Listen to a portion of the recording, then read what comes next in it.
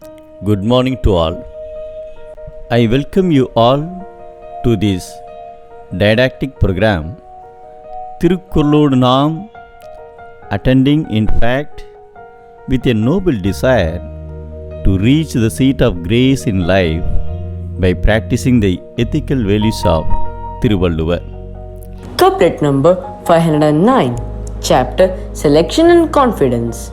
A king of a country desired to learn Zen philosophy, and he offered to find out a Zen sage to teach him.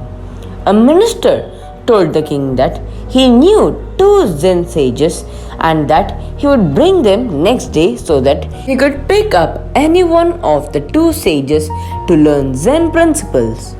The minister, as promised, brought 2 Zen sages to the palace next day and introduced them to the king.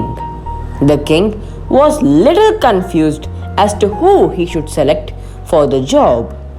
He asked the sages who was better among them so that he could select him.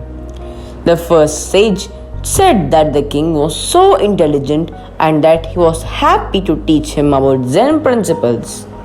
The second sage got annoyed at this and asked the first sage whether he behaved as a sage.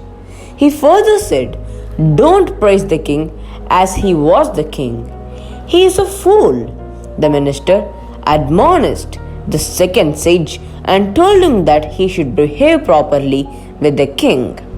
The sage said that because people has to pay respects to the king and to his instructions, he agreed to come with him to the palace, and that if the king really needed to learn the principles, then he should come to his place where he resided. The angered sage uttered and left the place. As soon as the second sage left the place, the first sage told the king that he did not worry about the second sage having left the place and that he was ready to teach him about Zen principles.